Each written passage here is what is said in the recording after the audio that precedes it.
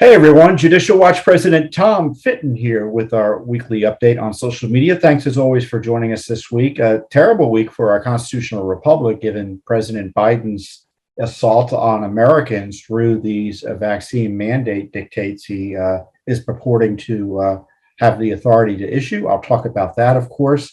We have a new court development. We filed a new brief in our efforts to find out the full truth about 1-6. And we also have new documents and new emails concerning the corrupted, and this obviously ties into Biden's grace speech this week, into the corrupted CDC and the politicization of its recommendations that are supposed to be based on science, but seem to be based on politics. And of course, this week also is the 20th anniversary of 9/11. And I believe it is the 9th anniversary of another terrible day, which is the Benghazi attack, which was September 11th, 2012. So I'll talk about that as well before the end of our discussion here. First up, we have the attack on our constitutional system of government by, again, President Joe Biden, who now purports to have the authority either as president or granted him by Congress to require vaccine mandates of large employers. Well, not that large employers, 100 employees or more. I don't know what the rule exactly is going to say, but it's essentially going to require you to get a vaccine if you work for a large employer, 100 employees or more, or submit yourselves to testing at least once a week. So never before in our nation's history has the federal government attempted to enforce a vaccine or medication mandate. And this is an activity that's obviously taking place in the workplace. This is activity that you would be required to undergo outside the workplace in order to go to work, to take this vaccine, or as I say, submit to testing. Now, in my view, it's unconstitutional. There's no lawful authority behind it. And of course, there'll be legal challenges, and obviously Judicial Watch will see if there's anything we can do in that regard, because there's already a big line of states who have typically this type of authority, employers who have rights, employees who have rights, who will be challenging this mandate in jurisdictions across the country. And so I would suspect it's going to be curtailed significantly by the courts, especially given the Supreme Court's brushback of President Biden's unlawful eviction moratorium authority he purported to have based on a novel reading of a longstanding law. Now, the law that the president purports to, and I'm sure he's being told to say this because I think he doesn't have the cognitive capability of dealing with this more directly. The OSHA law, the governing law there, allows OSHA to take steps to protect employees from grave dangers. And in Biden's discombobulated way of talking about it, to protect the vaccinated from the unvaccinated. Now, if you're a judge, what are you going to make of that? Isn't it the purpose of getting vaccinated is to protect yourself from the unvaccinated or those who have a communicable disease otherwise? So I don't understand the logic here. I guess I do, but I'll tell you what's illogical first, and I'll tell you why it's perfectly illogical. When they say you should get a vaccine because it's safe and effective and will protect you, while saying that employees who are vaccinated are at risk from the unvaccinated. How does that work? Well, it works if you are a totalitarian and you're an authoritarian who just wants to issue a mandate because you think people ought to take the vaccine. It doesn't matter what objections they have to it, whether they're reasonable or unreasonable. You don't respect the rights of people to make their own determinations about their health care. You just don't. And this is coming from the same administration that has sued the state of Texas to stop the fetal heartbeat bill, which prohibits abortions after a human being has a beating heart within the womb, under this guise of personal autonomy for women, or birthing people, as the left is now saying. It's perfectly, but you know, they don't believe in anything they say. It's all about power and advocating power either on behalf of the state or their special interest groups, in this case, the abortion lobby in Texas. So it is tied together. If you don't think COVID and the craziness in Texas with the left's attack on Texas's ability to protect unborn human beings after heartbeat is detected is tied, then you're not fully understanding the cravenness of the left, because it's a power game. And when you understand it's a power game, what may seem inconsistent on the outside is perfectly consistent, because internally they think we want to exercise power against our political enemies. And the president's talk yesterday was full of misstatements, and some people have called them lies. I'm not lying suggests that there's a mendacity, that someone knows what they're saying is untrue. I don't know if I don't know if the president knows what he's saying at all in some respects, but certainly there were false statements designed to mislead by the people who wrote these statements for the president. And, this isn't the issue of someone being generally right, but wrong on the specifics. This is an issue of the president of the United States suggesting that there is a crisis where there is none in our healthcare system, suggesting that unvaccinated people are the reason for this health crisis. And behind all of this is suggesting that it's Trump supporters who are responsible for this. Really terrible stuff. And in the sense that we are facing a government that is out of control in terms of its willingness. As I used to say about Obama, he endeavors to be a despot. And we're hurtling towards despotism under President Biden. I mean, it's the catch me if you can approach to governing. I'm going to do it, and I dare the courts to stop me, or the courts may stop me, but I'll get away with a lot in the meantime. And certainly with the vaccine mandate, there are going to be many employers who on their own, where the law doesn't prohibit it, will use this as an excuse, whether or not it's ultimately found legal or not, to require their employees to take the vaccine. Now, you may think, well, this doesn't matter to me because I'm already vaccinated. Well, you're presuming the current definition of vaccination is going to hold up over time. The Biden administration is already strongly suggesting booster shots. I know there's a big debate as to whether those are needed or not, or useful. So you may think you're vaccinated and these rules won't apply to you. What if you're told you to be fully vaccinated, you need a third booster or a fourth booster, or who knows how many boosters? So this is an unprecedented power grab by the presidency, by President Biden. If he's able to do this, what is he able not to do? What is he unable to do? What other medicines can he require you to take? What's the limiting principle here? Now, as I said, the states are going to challenge it. Employers are going to challenge it. We're going to, we may join in the challenges as well, depending on how our lawyers analyze whether we're able to contribute anything substantial. But you can bet that we're participating in the debate about the vaccination mandates and how the vaccines have been studied and promoted by our government. And so I want to show you what we're doing here. Vaccine, I can't read it here. Vaccine concerns, heavy lifting Judicial Watch, investigating now.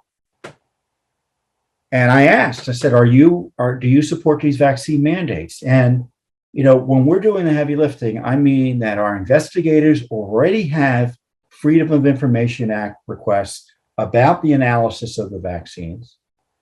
Because I don't trust the FDA any more than I trust the FBI or the CIA or the DOJ. They're other government agencies.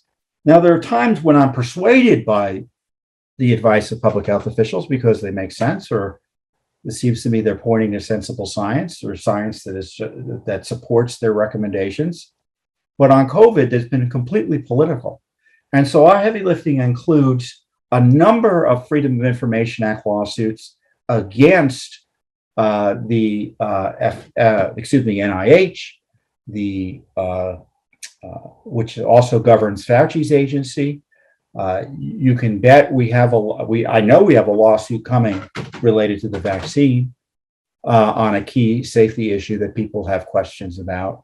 So as everyone kind of just gets angry and talks about what people should be doing or not doing, Judicial Watch is just kind of doing the plotting necessary work to trying to get the truth out, whether it be about Wuhan, whether it be about Fauci, what he knew and when, which of course has been exposed further this week by other material that's been released by a media organization.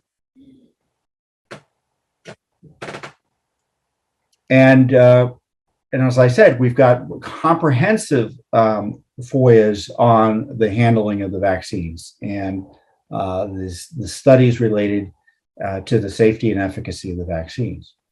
Now, I don't know what's going to happen with the Biden vaccination mandate.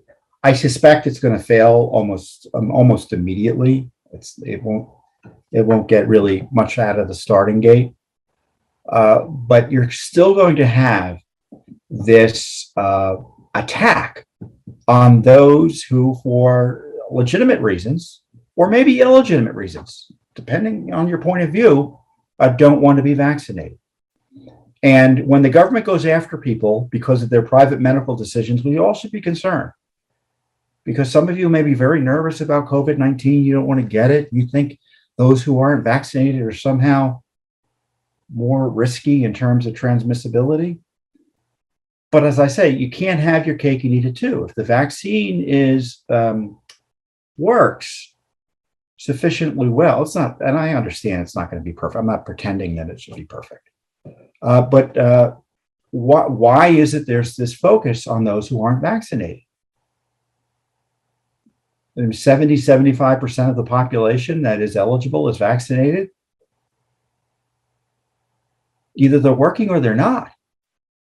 So, as I said earlier, just because you think you're vaccinated doesn't mean you will be considered to be vaccinated fully under the emerging analysis, to put it charitably, of people like Fauci and company. Do you trust Fauci? I don't. And I want to quickly go back to Fauci because he's been proven to be a dissembler. And Rand Paul has asked for a criminal investigation by the Justice Department of his testimony when he denied, although I think his language was careful, that would make a perjury charge difficult, doing gain-of-function research with the Wuhan Institute.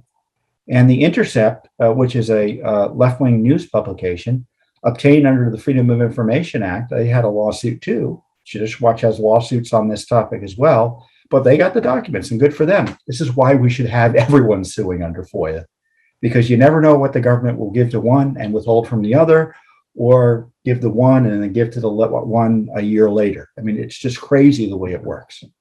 And I'm glad they were able to get the documents, but they showed that the specific study that that Fauci's agency had funded through this EcoHealth Alliance, which I'm sure you all know about now, was a gain-of-function study on bad coronaviruses. I mean, the language, you'd have to be a sophist to engage in sophistry to suggest that it wasn't gain-of-function. And it's pretty clear it was. The Intercept, concluded it, and they're no friends of conservatives. And the question is, what did Fauci know and when? And to tie it to Judicial Watch's FOIAs, we received many emails showing initially in 2020 that Fauci and his colleagues were very much concerned about whether their funding was behind the Wuhan Institute and was their funding somehow tied to the emergence of the virus. And one of the studies they kept on listing, we saw it repeatedly and being sent to Fauci and other top officials that they should look at, is this bat coronavirus study, the same study by title. So we expected to believe that they didn't see the documents describing what the study was that The Intercept received and exposed.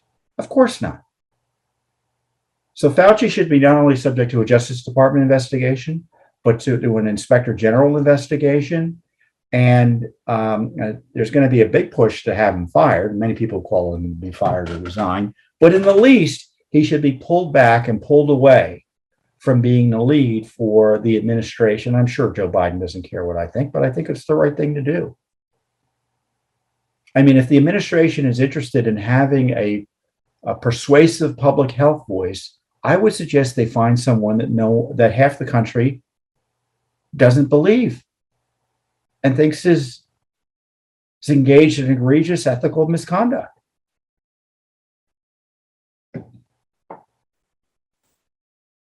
So the crisis continues. I mean, we've got the border crisis, we have the Afghanistan crisis, which I guess we're all supposed to forget about. And now we have this rule of law and constitutional crisis caused by the government response to COVID, which in my view has been, completely inappropriate. So Judicial Watch will be front and center in investigating the new Biden abuses, his abuses of power. And obviously we'll be tracking litigation, which will be tremendous. It's going to be all over the country. Texas probably going to sue. Georgia, I'm sure, will sue. DeSantis will sue. All these Republican governors will sue. Because remember, there are state mandates or state laws. I think Florida has a law that prohibits vaccine mandates.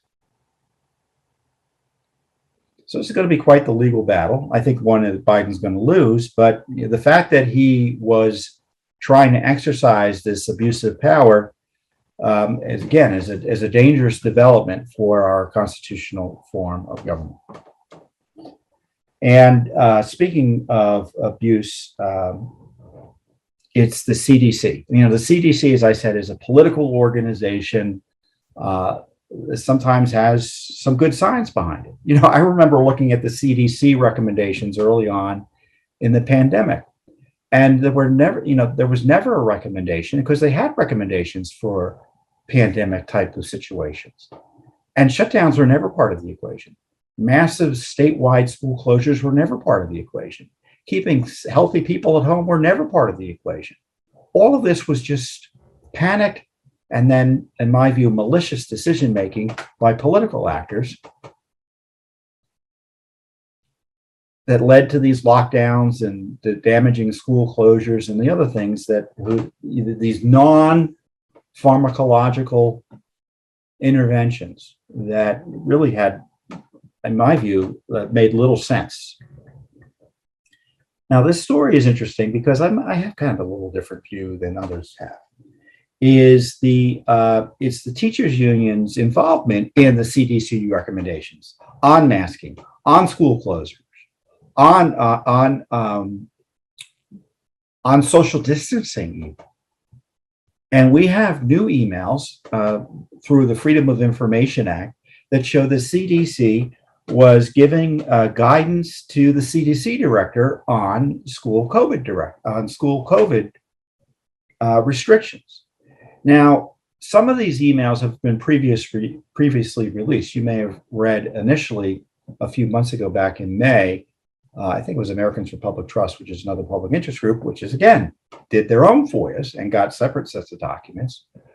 Found the the teachers' union's involvement in this. Now, the teachers' union, the American Federation of Teachers and the National Educational Association, they're huge donors to the Democrat Party. And, they have a First Amendment right to do so, but they take a lot of teachers' money and spend it on politics.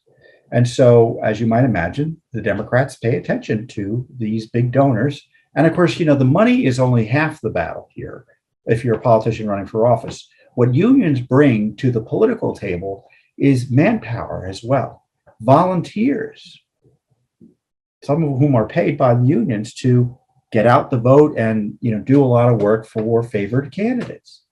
So that's why they're given, that's why the party that they've chosen largely to associate themselves with, the Democratic Party, often follows their lead. And as I said, these documents show, in response to a FOIA request, that they were pulling the CDC strings on this and talking to the White House on these issues. Now, I believe the CDC should be subject to political control. I believe if a union or any other citizen or citizen group or citizen association or interest, they see that the CDC is going to come up with a policy that is something that is inappropriate given their real world experience, the White House has a moral obligation and constitutional obligation to take the considered opinion of the CDC, but also take into account the concerns of American citizens. The country isn't run by, quote, scientists. It's run by the people who have a right to express their views on policy and what policy should be through their elected representatives, including the president.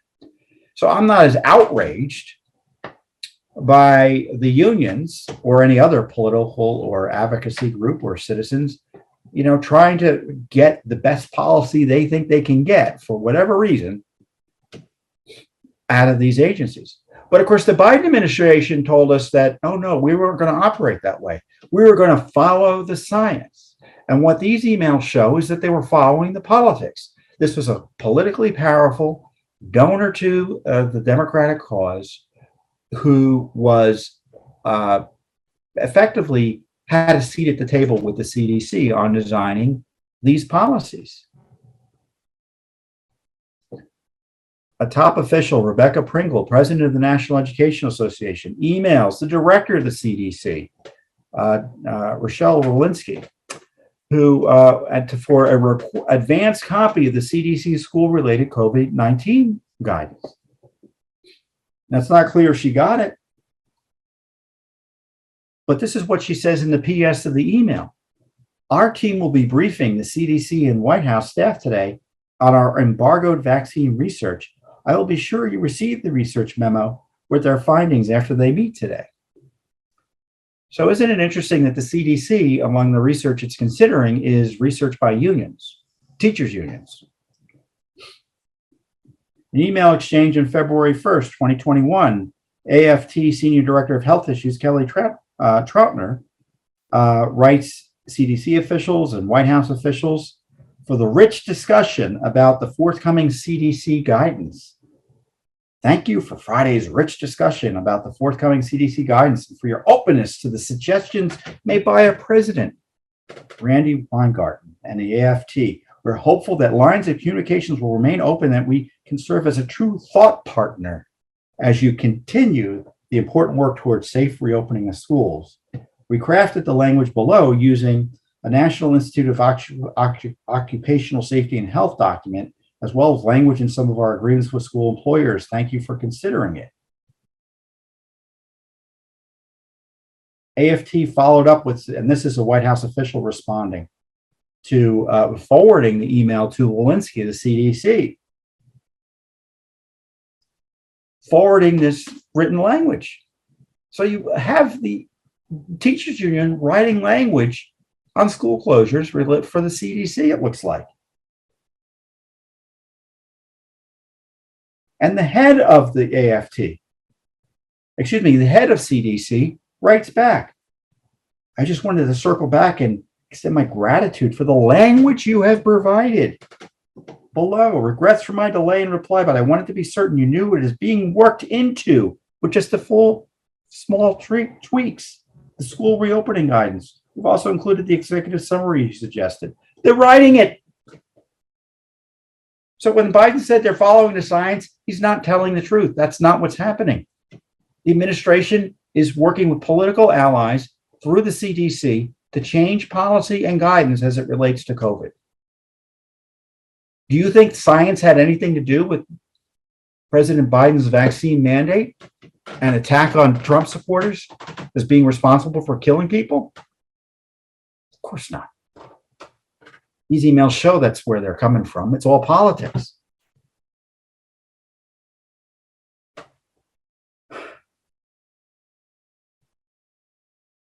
So these emails are incredible. Some of them, as I said, have been released. Others are completely new thanks to Judicial Watch's separate FOIA request. And the CDC is a corrupt organization.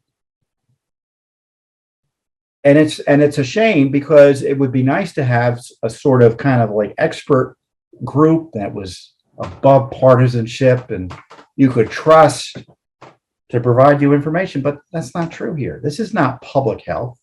It's political.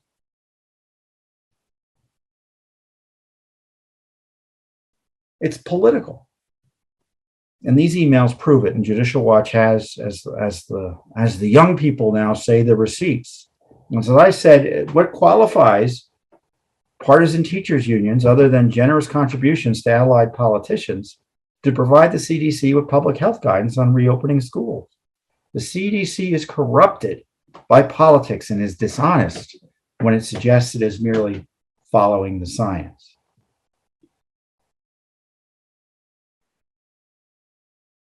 So I think there's going to be more coming out from HHS and the CDC about these communications with the teachers unions. So just keep that in the back of your mind as you hear about the mandates that Biden is promoting, that you can be sure will eventually be extended to forcing children to take the vaccine in order to go to school or be tested or something similar.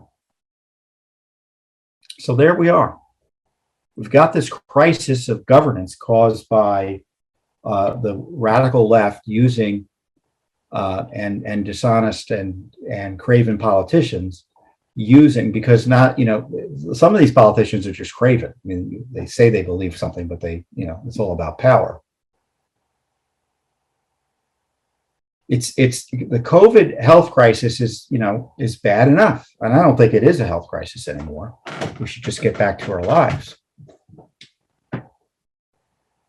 The crisis has been caused by the government's using COVID as an excuse to change our laws, restrict our liberties, change our election systems in a way that undermines confidence in them, and otherwise undermine our constitutional republic. That's what Judicial Watch's focus has been on, exposing what's been going on, who's responsible, and what's the decision making here. So at least there's a modicum of accountability. And speaking of accountability, the left has put out this false narrative that the attacks on 1/6 warrant, the Capitol Hill disturbance on 1/6, January 6th. I even hate to call it 1/6 because it suggests a level of gravity that isn't warranted, and the left purposely uses that phraseology to compare it to 9/11. Well, obviously, they've been using that as an excuse to restrict the civil liberties of Americans, restrict the right to petition your government by Congress. Try to walk around the hill these days to petition your member of Congress. Good luck. It used to be you could walk into the office buildings and go to your member of Congress. It's pretty tough to do now. You just can't do it. It's severely restricted.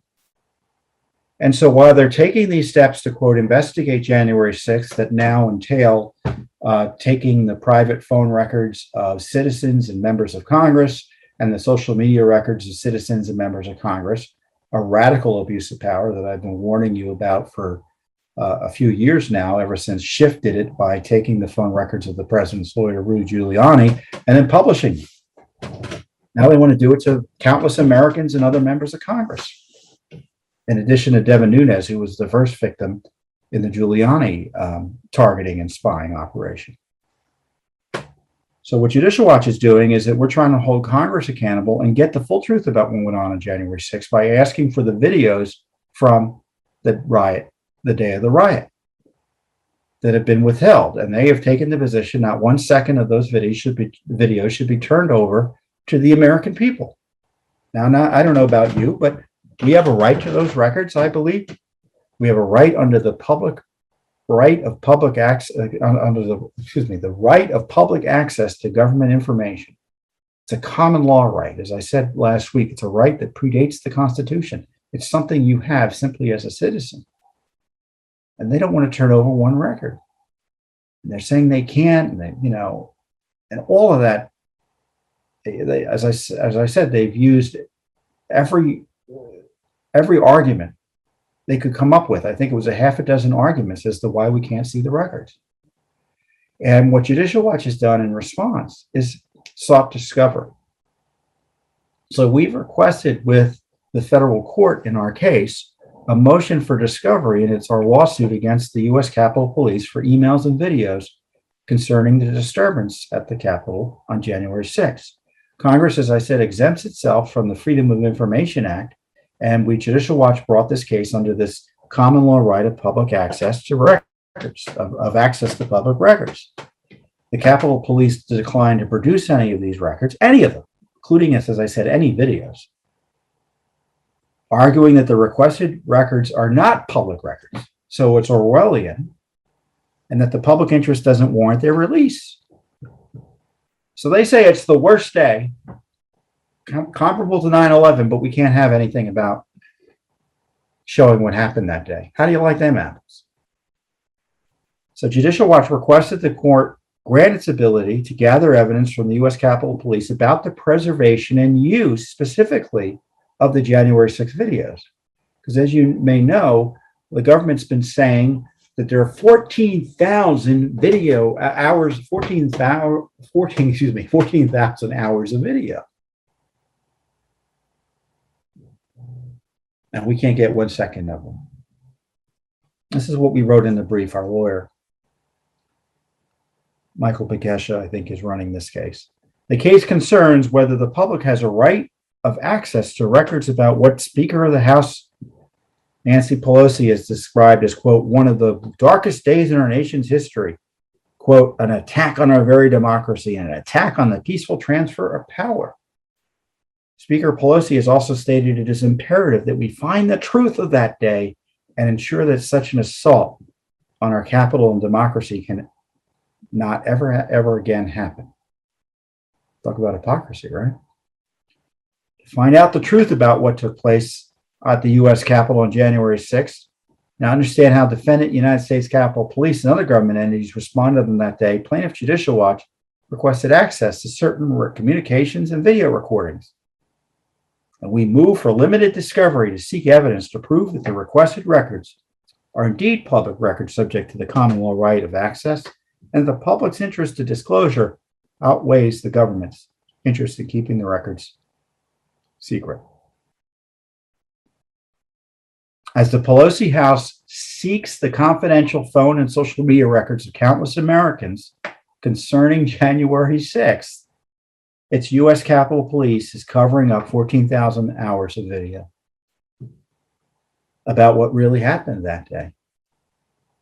They should be required to explain under oath its reasons for refusing to turn over even one record of the January 6th videos. Even 1 second of the January 6th videos to the American people. So we'll see what the court does there. The Capitol Hill Police, the left pretends to be concerned about police accountability. No, they just want to change what the police do. So they don't like law enforcement. They don't like enforcing the law against sort of property and personal crimes that the police typically handle. But if they were concerned about police accountability, why would they allow the Capitol Hill Police to operate under a rubric of secrecy that no other police department in the United States of America is allowed to operate under? Why is that? It's because it's a political police department. It's a political operation. It's a creature of Congress. It's run by politicians. And they think they should be immune from the accountability every other police department in the United States is subject to. The FBI would be subject to, other law enforcement agencies run by the federal government. But Congress has its own political police force. And I use that word very carefully, because it's run by politicians and answers to politicians, except with none of the accountability to the people that the politicians purport to represent. And Judicial Watch is trying to change that through our historic litigation. And again, this is where Judicial Watch is doing the heavy lifting that everyone else can't or won't do. We had this major incident on January 6th as being used to attack Americans by the tens of millions by the Biden administration and his allies in Congress, the media, and big tech. And we're the only ones in court right now suing for the details. I'm proud of the work and I encourage you to support it. Well, I would be remiss in not mentioning the anniversary of 9/11. It's the 20th anniversary of 9/11. And like every other significant event in American history, at least since Judicial Watch has been around, we launched investigations. We represented the family of a victim of 9/11. We still are in litigation against Afghanistan and against, I think, Saudi Arabia. We exposed government misconduct behind the terrorist, the handling of terrorists, the handling of the terrorist threat that led to 9/11, and then the handling of terrorists after 9/11. We represented an FBI agent who was desperate to try to stop terrorist activity in the United States, and he was thwarted. And he tearfully apologized at a press conference to the victims of the terrorist attack because the FBI blew it. We exposed FBI and Justice Department and other agency lies about letting flights that presumably include the bin Laden family out of the country in the days after 9/11, special flights. We exposed the truth about that. We exposed the truth about the FBI's and would have been the Bush administrations at the time,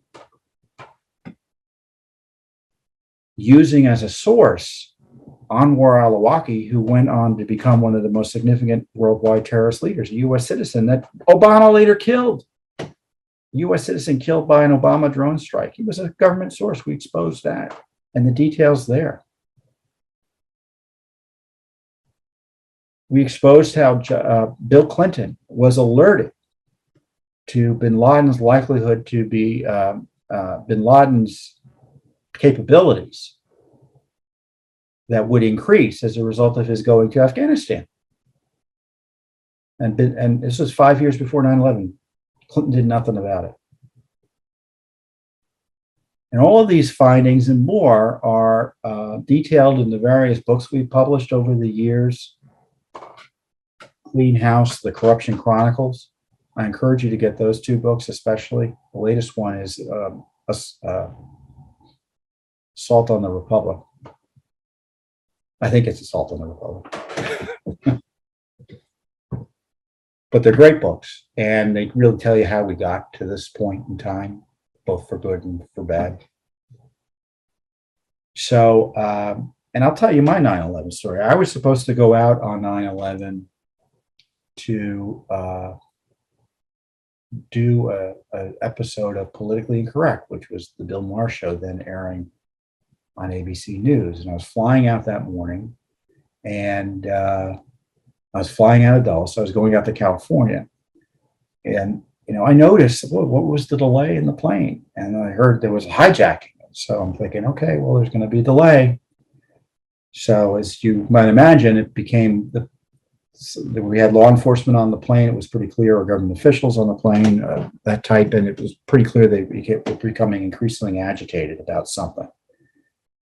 So long story short, I got out of the plane. The plane never took off. It was, I think, it was just about to take off, but it did not take off. And I got into the airport and, I saw what was happening, and we left the airport, and thankfully I wasn't on the earlier plane that Barbara Olson was on that flew out of Dulles. And she was also going out to record that program. So they record 2 shows in a day, and she was going to be on one show, was going to be the other one. So it was a close run thing for a lot of people. And, it's not so much, I just wish Barbara Olson and some of those other folks had been on my plane. So 9/11 was a big deal, and it still is a big deal. Obviously, we're seeing in Afghanistan with Biden's terrible surrender there that has furthered the goals of the terrorists that were responsible for 9/11 in a way that has never been furthered, that hasn't been furthered in 20 years since then. Al-Qaeda and now can, practically speaking, run amok in Afghanistan, and the Taliban that coddled them and enabled them and worked with them and partnered with them is now running the Afghanistan government again. And will probably get the support of the Biden administration. So in many ways, I wouldn't say we're as bad as in terms of the risk is as bad as it was just before 9/11, but the risk is substantial nevertheless. And of course, the other big 9/11 story is the Benghazi attack, which occurred on 9/11/2012. And you may recall when it occurred, we were all supposed to check our brains at the door and pretend it had nothing to do with terrorism. And Judicial Watch began a series of investigations that turned into, in my view, the most significant non-governmental investigations in American history. Because in investigating the Obama administration and Hillary Clinton's lies about Benghazi, we uncovered the following: that they knew that there was an attack coming. The local security were acting as if there was an attack coming. They knew that did you know there was no security the day of the attack? It had been shut down, practically speaking. And on the day of the attack, did you know that the military offered to go in and offered to go in a way that could have saved lives, but that offer of assistance was denied? At least that not acted upon by Obama and Hillary Clinton. Did you know all of that? It's all because of Judicial Watch. And it was because Judicial Watch found that it was the White House, the Obama White House, behind the so-called talking points they used to blame the video as opposed to the terrorists that committed the terrorist attack on 9/11/2012, that there was a select committee on Benghazi appointed. It was because of Judicial Watch. And it was also because of Judicial Watch's Benghazi litigation that we uncovered and forced the disclosure of the Clinton emails. So when I say it was the most important non-governmental investigation in American history, it led to the presidency of President Trump. That was the consequence of it. We had no idea what were the consequences were going to be. We were just doing our work as we do as a nonprofit. So that's an interesting history you probably won't hear from the liberal media. Because certainly Obama, the reason he lied about the terrorist attack and Hillary lied was because they didn't want an Al-Qaeda victory on the anniversary of 9/11. First ambassador killed in the line of duty since our Afghanistan ambassador, 79, Carter. And now in time for 9/11, I guess he was Biden. I guess his Benghazi was I guess his version of Benghazi makes the original Benghazi seem like piddlywinks in some ways, right? As we come up on 9/11, we're in complete retreat. We're out of Afghanistan after being humiliated in a way the United States has never been humiliated in American history by our own president, abandoning Americans, putting them in harm's way. It happened in Benghazi, and it happened nationwide in Afghanistan by the same gang. Really outrageous. So that's let's pray for the victims of 9/11. Look, I mean, even if a family member of yours dies under ordinary circumstances, usually you never forget it. You miss them all the time. Imagine if they die under the circumstances of 9/11, the damage and the grief. So I encourage you to pray for those families and friends of the victims of 9/11. Pray for America, whose national security has been severely weakened vis-a-vis the same people responsible for 9/11 by the Biden administration.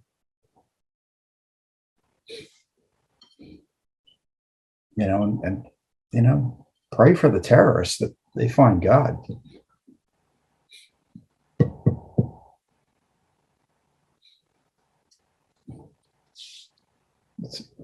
It'd probably be more effective policy than what much of what has been spent on the last 20 years. So with that being said, Judicial Watch is on top of the Afghanistan scandal. We have a number of Freedom of Information Act requests. I've reviewed them. They're out there. They are designed to answer and demand accountability on the questions I know you have about Afghanistan.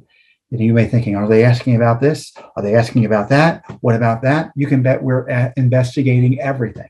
I say that only with a slight exaggeration. And with that, I wish you a great week, and I'll see you here next time on the Judicial Watch Weekly Update.